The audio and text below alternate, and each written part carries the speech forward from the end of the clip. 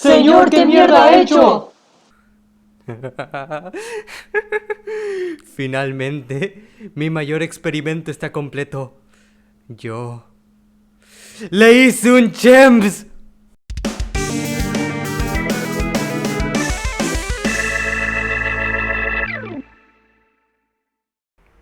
La curiosidad humana, probablemente, sea la mayor razón del cómo logramos conquistar y sobrevivir en nuestro mundo.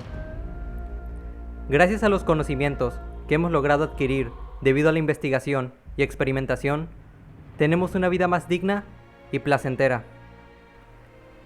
Pero este proceso no ha sido del todo limpio. La humanidad tiene las manos manchadas, porque en el nombre del progreso y la ciencia se han cometido monstruosidades que van más allá de lo siniestro. Y creo que no hay escena que represente mejor esto que la siguiente.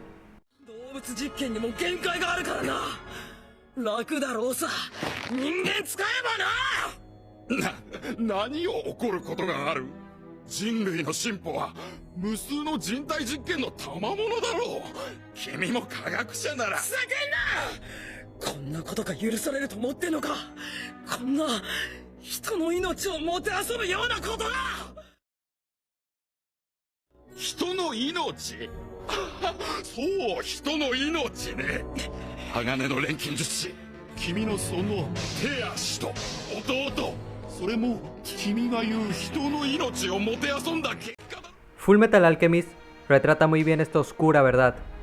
Y, aunque hoy no analizaremos las maravillas de esta obra, eso será para después.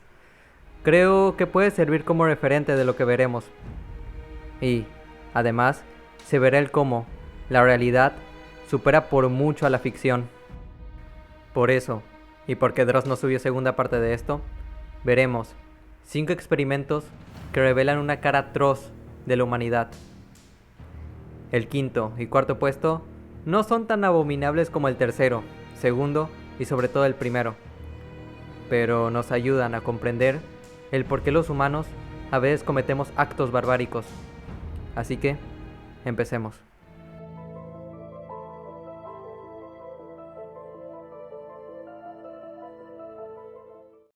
La conformidad de Ash fue un experimento realizado en los años 50 por el psicólogo Solomon Ash. Este se inspiró en un experimento de Musaf Sherif, en el que un grupo debía adivinar qué tanto se movía una luz. En lo que consistía el experimento de Ash es que un grupo de 7 a 9 personas tenía que contestar cuál línea de las que les mostraba era del mismo tamaño que la otra. Esto, supuestamente, era un ejercicio para evaluar la vista, pero, verdaderamente, era para ver qué tanto influye la opinión de otros en la nuestra. El truco estaba en que solo uno de los participantes era estudiado, mientras los demás eran cómplices, que dirían la respuesta incorrecta, unánimemente, 12 de las 18 veces que se les preguntaba. Los resultados fueron interesantes. Este experimento se repitió alrededor de 123 veces. Cuando los cómplices no decían la respuesta incorrecta, los participantes reales solo contestaban mal el 1% de las veces. O sea, era una equivocación. Pero, cuando los cómplices respondían mal, aumentó hasta un 36.8% las respuestas equivocadas de los participantes. Entrando a datos más específicos, el 5% de los participantes se adaptaron totalmente a la opinión incorrecta del grupo. El 25% desafió la opinión mayoritaria. Y el 75% dio al menos una vez la respuesta equivocada. Hay un video de Anthroporama en donde explica el cómo muchos malinterpretan estos datos, diciendo que todos son borregos, cuando realmente muestran que la mayoría intenta seguir su juicio. Recomiendo este video si quieren profundizar más en el tema. Aunque esté de acuerdo con la crítica de Anthroporama, el aumento que se da de la conformidad y cambio de opinión es preocupante. Si con algo tan objetivo como el tamaño de 2 líneas hubo un gran cambio en los resultados, en lo subjetivo esto puede ser peor. Un ejemplo de esto serían las hordas y funas de Internet. Muchas veces, la mayoría tacha de demonio a una persona, y los individuos, al ver que tanta gente está de acuerdo con eso, no lo cuestiona, y sigue la turba furiosa, creando una bola de nieve dañina. Teniendo en cuenta la masividad y desinformación que hay en Internet, esto es un peligro, ya sea por gente siguiendo pseudociencias, conspiraciones o extremismos. El conformismo se da por diversas razones, ya sea para no sentirnos marginados por los otros, no queremos ser ridiculizados o queremos sentirnos parte de algo. Buscamos causar alguna buena impresión o no sabemos algo y nos apoyamos en la opinión de otros. O queremos saber qué es lo normal y lo correcto. En el experimento de Ash, muchos sintieron que ellos mismos estaban locos o se sugestionaron para ver las líneas que todos veían. Aunque muchos sabían cuál era la respuesta correcta, se la guardaron para no desencajar. Esto nos demuestra la importancia del pensamiento crítico y el defender nuestras convicciones ante las masas. Aunque tampoco hay que estar a la contraria todo el tiempo, solo para estarlo, no sé, no hay que ser malditos edgys.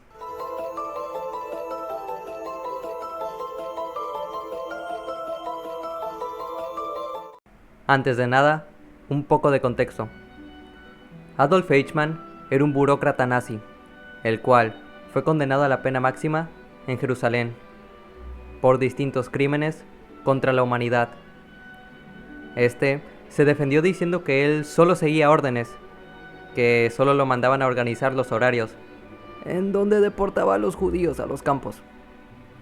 Esto inspiró a Hannah Arendt para escribir un libro, titulado Eichmann en Jerusalén, un estudio sobre la banalidad del mal. Muy recomendable, por cierto. Debido a esto, el psicólogo Stanley Milgram realizó un experimento para ver qué tanto daño puede hacer un ser humano a otro, solo por seguir órdenes. Y para analizar si los nazis eran malvados de nacimiento o si todos podemos cometer los mismos actos.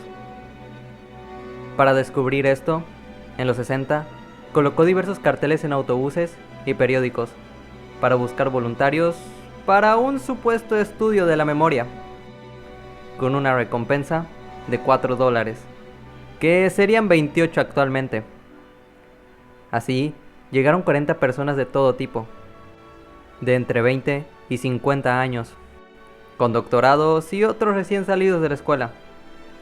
En el experimento participaban 3 personas: el investigador, que fungía como figura de autoridad, el maestro, que era el voluntario, y el alumno, que sería un actor que fingiría todo lo que le pasaría. Las sesiones eran grabadas. Supuestamente en lo que consistía el experimento era que el maestro le diría una frase al alumno y este la tendría que repetir. Si se equivocaba, se le daría una descarga eléctrica que iría de 15 hasta 450 voltios. Al principio, se le daba una descarga de 45 voltios al maestro y al alumno, para que vean el dolor que infligirían. El truco era, como dije, que el alumno fingiría todo. Se quejaría de tener problemas en el corazón.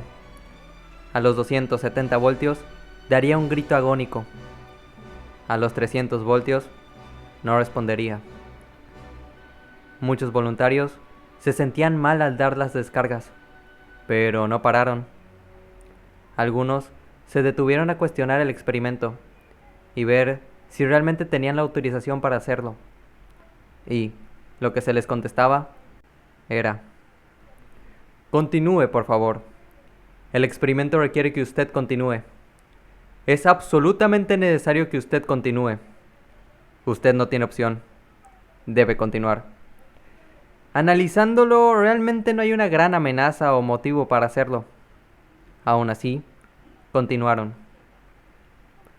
Antes del experimento, se entrevistaron a varios psicólogos de la universidad para teorizar hasta dónde llegaría la gente. Solo el 4% llegará a los 450 voltios. Solo un sádico llegaría tan lejos, declararon ellos. Bueno, 26 de 40 personas llegaron a los 450 voltios, más del 60%, quedando muy lejos del 4% que estimaron los expertos. También se descubrió que entre más lejanía con la víctima, más se obedecía a la autoridad y más lejos se llegaba. Los que tenían una situación socioeconómica similar a la víctima o los que tenían mayor formación académica se detenían antes y cuestionaban a la autoridad. Por eso estudien, muchachos. Y los militares o los que poseían una personalidad más autoritaria obedecían más. Lo que implica este experimento es perturbador. Esto demuestra que cualquier persona normal, tanto tú como yo, podemos cometer los actos más monstruosos, no por ser malos, sino por simplemente seguir órdenes, por más que éstas vayan en contra de nuestra conciencia y valores. Lo explicaría mejor el propio Milgram en su artículo Los peligros de la obediencia y su libro Obediencia a la autoridad, la perspectiva experimental. La gente común solo tiene que hacer su trabajo y, sin ninguna hostilidad particular por su parte, pueden convertirse en agentes de un proceso de destrucción terrible. Además, aun cuando los efectos destructivos de su trabajo son absolutamente claros y se les pide llevar a cabo acciones incompatibles con las normas fundamentales de la moral, relativamente pocas personas tienen los recursos necesarios para resistir a la autoridad. La obediencia, de cierta forma, es necesaria para la estabilidad de la sociedad, pero es un arma de doble filo. Podemos estar en trabajos donde exploten, estafen o dañen al personal y quedarnos callados porque nuestro jefe lo ordena. Podemos obedecer a gurús de autoayuda solo porque parecen expertos, a pesar de que digan mentiras y nos roben. Podemos comprar ropa o literal productos basura que dañan el medio ambiente y son creados a base de mano esclava, solo porque la publicidad lo dice. O podemos destruir la vida de alguien por un supuesto juicio superior. El peor escenario de esto fue en la Segunda Guerra Mundial, donde la gente normal cometía actos barbáricos por una simple orden. No estamos tan lejos de ser esos sujetos. Nos consolamos pensando que ellos eran demonios, pero muchos se parecían más a nosotros de lo que nos gustaría. En 1999, Thomas Blas replicó el experimento y los resultados fueron los mismos. Si no cambiamos en 40 años, dudo que lo hagamos en 20. Pero, ¿por qué se da esto? ¿Por qué somos capaces de atrocidades solo porque nos lo dicta una autoridad? Según lo que concluyó Milgram, traspasamos nuestra responsabilidad y conciencia a la autoridad. Nos volvemos un instrumento a servicio de otros. Y, si nos inculpan, siempre podemos decir que no fuimos nosotros, que nos obligaron, que solo seguíamos órdenes. Sentimos que no somos responsables de esos actos, a pesar de haberlos cometido. Nos intentamos justificar con el hecho de que otra persona nos lo ordenó.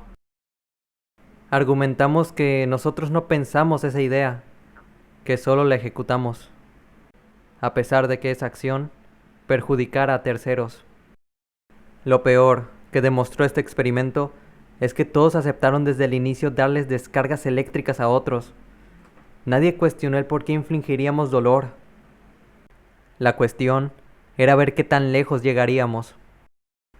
Estos experimentos sirven de preámbulo y de contexto para comprender las atrocidades de la historia. Prepárate, porque de aquí en adelante nos adentraremos a un pozo más y más negro.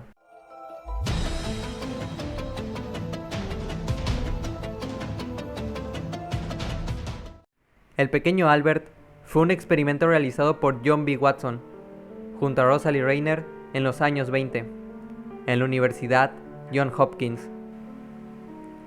Inspirados por Ivan Pavlov, que logró condicionar un perro para que asociara el sonido de una campana con la comida, haciéndolo salivar de hambre, Watson se hizo varias preguntas. ¿Se puede condicionar un niño para que le tema a un animal que aparece simultáneamente con un ruido fuerte? ¿Se transferirá el miedo a otros animales? ¿Cuánto durará el miedo? Watson era un conductista radical. Creía que los humanos solo aprendían conductas que veían de otros y atacaba las teorías de rasgos heredados e instintos. Con eso, Watson buscó un niño que no estuviera contaminado con experiencias anteriores, como diría él. Así, encontraría un niño de entre 8 y 11 meses de edad. Se le pondría a varios estímulos para ver si le temía algo. El niño mostró curiosidad por un ratón y mostró miedo a los ruidos fuertes. Así empezó todo. Cada vez que el ratón aparecía, se hacía sonar un ruido tortuoso, haciendo llorar al bebé. Esto se repitió un total de 8 veces, hasta que solo aparecía el ratón, sin el sonido, y el niño empezaba a llorar. El miedo se traspasó a los perros y hasta una máscara de Santa Claus. El experimento fue un éxito a los ojos de los investigadores. Según Watson, los niños solo tienen 3 emociones: el amor, el odio y el miedo. Trabajaron con esta última porque era la más fácil. Al final del experimento, iban a intentar quitarle la fobia que le provocaron al infante. Pero la madre, asqueada del trato a su niño, lo retiró, y su paradero es desconocido. Algunas teorías dicen que falleció 7 años después, con un miedo indescriptible a los animales. Como sea, las implicaciones del experimento fueron claras. Se nos puede condicionar con estímulos para cambiar nuestros pensamientos y sentimientos, ya sea metiéndonos miedo con la propaganda diciendo que los extranjeros nos invadirán y robarán nuestros empleos, y de ese miedo pasar al odio. El miedo es el camino al lado oscuro. El miedo lleva a la ira al odio, el odio lleva al sufrimiento. O podemos terminar asociando que la felicidad y masculinidad está en comprar una camioneta, porque la maquinaria publicitaria se nos metió a la cabeza. Este experimento levantó varios debates éticos por las posibles consecuencias y daños psicológicos que quedarían a largo plazo. Pero esto quedará corto a comparación de lo que viene.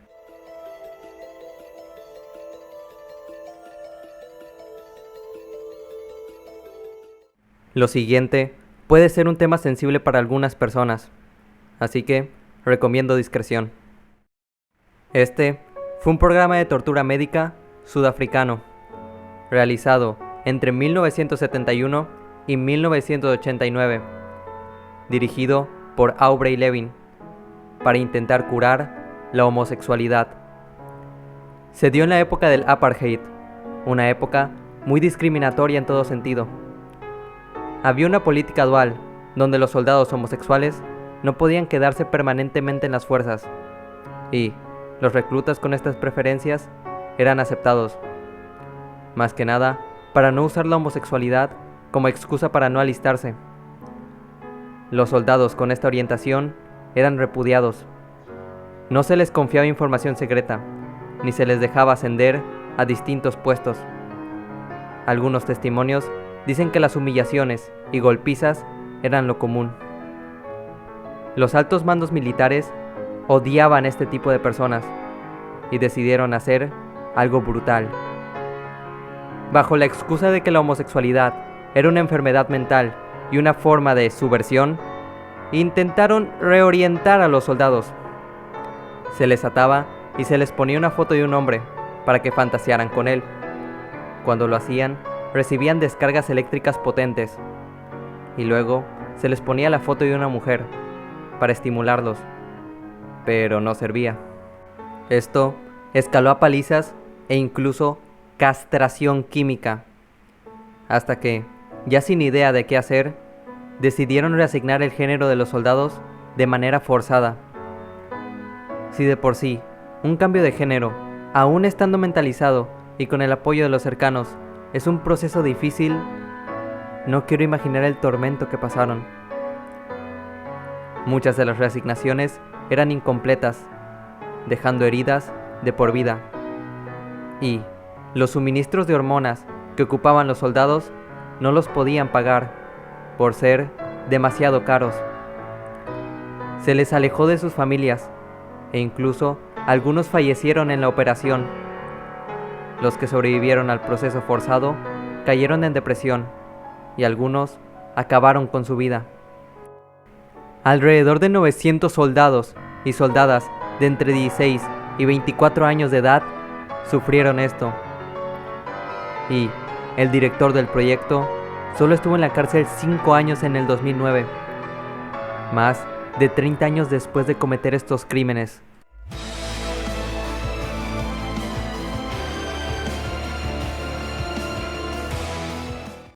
Aquel que te diga que el pasado fue mejor es porque no comprende absolutamente nada de la historia.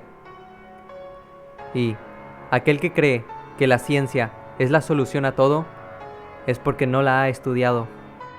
Si conoces a alguien así, por favor patéalo de mi parte, pero con cariño, que en este canal somos de dar amor duro. En el siglo pasado, los crímenes que cometieron las superpotencias escapan más allá de la imaginación. Todos tienen una historia manchada. Los experimentos más conocidos de este periodo fueron, obviamente, los realizados por los nazis. Joseph Mengele, junto a Edward Wirtz, fueron los principales directores de varios proyectos macabros contra judíos, jóvenes soviéticos e incluso niños. A varios prisioneros los metían a tanques de agua congelada durante 3 horas para ver los efectos de la hipotermia. A otros se les dejaba a la intemperie desnudos en zonas bajo cero. Esto para poder comprender las condiciones que sufrieron varios soldados en el frente oriental. También dejaban a prisioneros en cámaras de gas mostaza para analizar sus efectos. Si tienes más o menos idea de qué es este gas, sabrás las terribles quemaduras que deja. A algunas personas se les privaba de comida y solo se les daba agua de mar, para ver si ésta podría hidratarlos. Se esterilizaron a más de 40,000 presos, con radiación y cirugías. Se les inyectaban distintas enfermedades, como el tétano y la gangrena, para entender su comportamiento. A veces, a los niños se les daba un martillazo en la cabeza para estudiar el traumatismo. Y la lista sigue y sigue. Algunos registros indican que los nazis abrían las heridas que hacían y les ponían virutas de madera y vidrio para ver cuánto dolor podía aguantar una persona. La historia los tachó de monstruos, y con justa razón, pero no fueron los únicos que cometieron este tipo de actos, y, como veremos más adelante, los ganadores de la historia están untados en hipocresía. Otro país que cometió atrocidades casi peores que los nazis en el segundo conflicto más grande del mundo es el país del anime y el sushi, Japón. El Escuadrón 731 fue creado para investigar las posibilidades de una batalla bacteriológica, y los oscuros experimentos que cometieron al mando de Shiroishi no tienen precedentes. Japón siempre ha sido un país que obedece ciegamente a sus líderes y, con un sentimiento de superioridad ante otros asiáticos, desataron su peor cara. A los prisioneros chinos se les disparaba con proyectiles infectados con peste bubónica. Los diseccionaban vivos y sin anestesia, incluyendo a mujeres embarazadas. El dolor, como podrás imaginar, era absurdo. Cortaban las extremidades de las personas, dejando que se pudrieran, para después volvérselas a pegar. Se les inyectaba orina de caballo en los riñones. Liberaron todo su odio con hasta alrededor de 3.000 a 12.000 prisioneros. Pero, sin duda, esto no fue lo peor. En 1942 usaron armas biológicas en China, fulminando con más de 400.000 personas. Después del final de la Segunda Guerra Mundial, se enjuiciaron a varios criminales. Pero lo verdaderamente turbio viene aquí. Se llevó a cabo una operación, la Operación Paperclip, la cual era que el gobierno de Estados Unidos rescataría a varios científicos nazis y sus aliados para usar sus conocimientos en una posible batalla contra la Unión Soviética. Entre los rescatados estaba Shiroishi. Aquí hay algo interesante. A todos los países se les hizo firmar el Código Nuremberg, el cual era una serie de reglas para evitar el sufrimiento humano en la experimentación. Entre los firmantes estaba Estados Unidos y la URSS. Pero estos dos ignoraron por completo estas reglas y cometieron crímenes igual de atroces. Así que veamos por qué los supuestos buenos de la historia realmente son tan viles como sus enemigos. Primero, vamos con la Unión Soviética. En la época de rivalidad entre Estados Unidos y la URSS, esta última realizó experimentos curiosos. Lo más ligero fue el proyecto de Vladimir Demikov, el cual consistía en agregarle una cabeza extra a un perro. Esto para investigar a fondo la manera más segura de realizar trasplantes. Sí, lo que estás viendo es real, y no hace falta decir que es grotesco. Ahora, yendo a un lado más lúgubre del país, encontraremos el ejercicio nuclear de Totskoye, donde se mandó a explorar a alrededor de 45.000 soldados el epicentro de una explosión nuclear recién lanzada. Los efectos que sufrieron son obvios. Los que sobrevivieron a la radiación tuvieron que pasar sus días con graves problemas de salud. Muchos soldados intentaron obtener una indemnización por los daños, pero nadie respondió por ellos.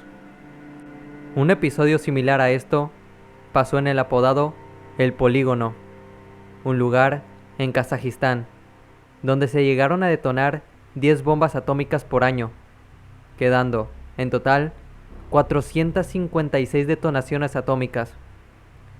Según el gobierno, este lugar estaba completamente deshabitado, pero esto era una vil mentira, ya que ahí vivían alrededor de 700.000 personas. En consecuencia a la radiación residual, muchos niños nacieron sin extremidades e incluso se dio una epidemia de cáncer. La Unión Soviética cometió crímenes atroces contra sus propios ciudadanos. La verdad no entiendo a la gente que quisiera que vuelva a la Unión Soviética. Pero, curiosamente, Estados Unidos, la tierra de la libertad, del capitalismo y los hot dogs, ha cometido crímenes similares a sus enemigos. Justamente, el Proyecto 4.1 se trató de una serie de detonaciones en las Islas Marshall, donde miles de personas fueron expuestas a las lluvias radiactivas. O podríamos hablar de la pulverización de ciudades con agentes químicos. El gobierno de Estados Unidos, junto a la CIA, estaban tan paranoicos con un ataque a gran escala, con armas químicas, que decidieron bombardear sus propias ciudades. Esto para prepararse. En la bahía de Tampa, la CIA dispersó el virus de tos ferina, usando barcos. Con eso, estalló una epidemia que eliminó a 12 personas. En San Francisco, la Marina roció bacterias patógenas que hicieron padecer a los ciudadanos de neumonía. Y, en los estados de Georgia y Florida, soltaron millones de mosquitos portadores de fiebre amarilla. Muchos sufrieron problemas respiratorios, e incluso niños nacían sin vida. Y esperen, esto es solo la punta del iceberg. Muchos tal vez conozcan el proyecto MK Ultra. Este está bañado de mucho misticismo y conspiraciones. Pero lo que podemos saber a ciencia cierta, gracias a los archivos filtrados, es que era un programa de la CIA enfocado en desarrollar métodos y sustancias para el control mental. Esto se dio entre los 50s y los 70s. Se secuestraron a varias personas de Estados Unidos y Canadá. Usaron sustancias como el LSD, implementaron las torturas y el aislamiento para ver su efectividad en los interrogatorios. Además, crearon sustancias capaces de provocar amnesia, parálisis, rabia descontrolada y otras más, para usarlas contra disidentes u opositores políticos. También se usaron para desarticular movimientos sociales, como el movimiento hippie, distribuyendo estas sustancias sin el consentimiento de la gente. Gracias al New York Times se dieron a conocer las atrocidades que cometía el gobierno de Estados Unidos, el cual, hipócritamente, juzgó a los alemanes con el código Nuremberg, pero no se lo aplicaron a ellos mismos. Debido a que muchos documentos fueron destruidos, no se sabe a ciencia exacta la cantidad de víctimas. Medios confiables dicen que fueron 127 víctimas, pero otros estiman que fueron miles de ciudadanos que fueron usados como conejillos de India por su propio país. Y quién sabe si este tipo de proyectos sigan en pie. Tal vez estén más resguardados que antes. Si esto dio resultados, probablemente lo intentarían replicar. Pero, si quisiera despedir este top, solo lo podría hacer con la creación más poderosa del humano, aquella que puso en duda la permanencia de la especie, la bomba atómica. Cuando se detonaron las dos bombas en Hiroshima y Nagasaki, el mundo también comprendió dos verdades. La primera es que el poder de la humanidad es cada vez más aterrador. Y la segunda es que su supervivencia no estaba asegurada. O como lo describiría mejor Erich Fromm en su mejor libro, El humanismo como utopía real, las armas atómicas son obra del hombre. Son, efectivamente, una manifestación de sus grandes logros intelectuales. Y, sin embargo, las armas atómicas nos dominan. Entretanto, ha llegado a ser muy dudoso que nosotros las dominemos. Nosotros, los hombres vivientes, los hombres que queremos vivir, nos hemos convertido en hombres impotentes, pero nos creemos omnipotentes. Nosotros creemos dominar y, sin embargo, somos dominados, no por un tirano, sino por las cosas, por las circunstancias. Nos hemos convertido en unos hombres sin voluntad ni meta. Hablamos del progreso y del futuro, cuando en realidad nadie sabe a dónde va, nadie dice cómo se va, y no hay nadie que tenga una meta.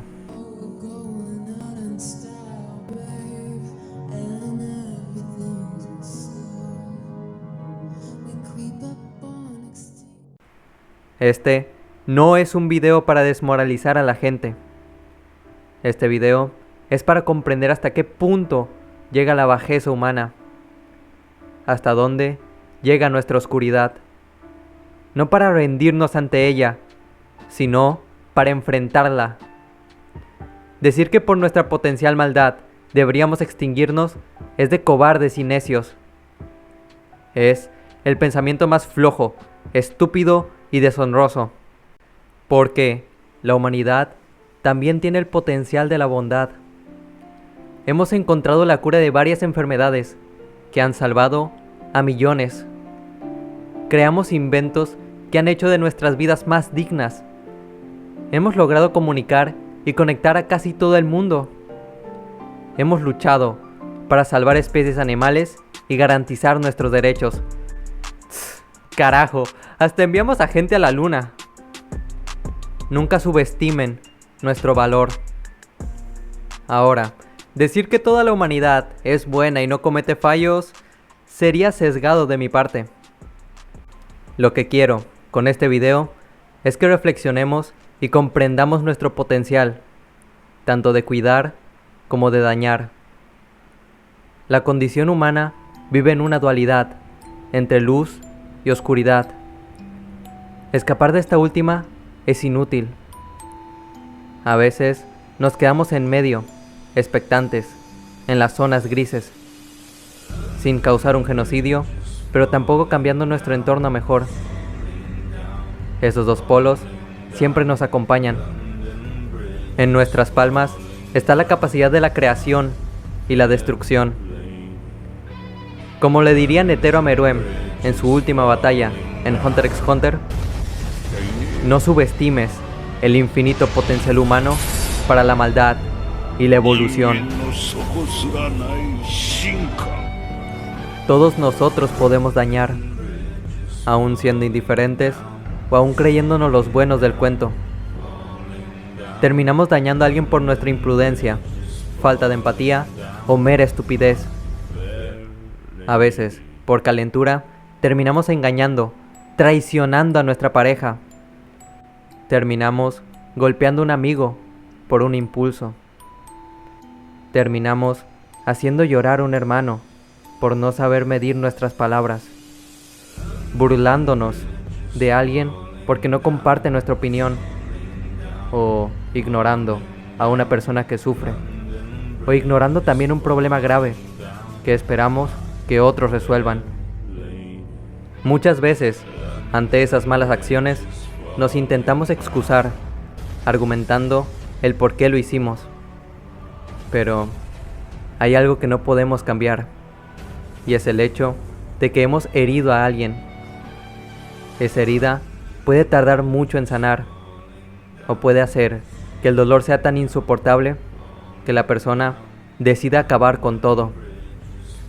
Tanto tú como yo podemos convertirnos en monstruos con la presión y justificación suficiente.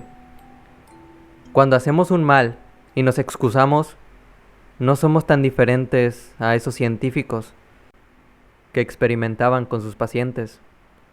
Después de todo, ellos lo hacían por el progreso de la humanidad. Justamente, la ciencia es un instrumento humano y por tanto refleja nuestra naturaleza imperfecta, nuestra capacidad para el caos y la paz. Si no reconocemos esa parte oscura de nosotros, estaremos más cerca de volvernos demonios. Por eso, hago este video, para recordarles, no, para recordarme a mí que podemos caer en las tinieblas. Pero, así como podemos caernos, podemos levantarnos hacia la luz. Nuestro potencial no es solo destructivo, sino también es creativo. Podemos ayudarnos a mejorar, a crear arte y ciencia. Hay que reconocer nuestra maldad y bondad. Así como podemos construir muros, podemos erigir puentes. Así como podemos desaparecer ciudades con bombas, podemos mandar a gente a las estrellas. Así como podemos odiar, podemos amar. Pero, en una época con valores tan difusos, donde la indiferencia es la norma y la crueldad se disfraza de civilización, hay que reflexionar y cuestionarnos. ¿Qué es más importante en esta vida? ¿Destruir el mal o hacer el bien? ¿Qué es exactamente el bien y el mal? ¿Es la gente que piensa distinto a mí o es algo diferente? Y, sobre todo, preguntarnos si nuestros valores son los adecuados para enfrentar el mundo. Soy Luis, y recuerda, rompe tu Matrix.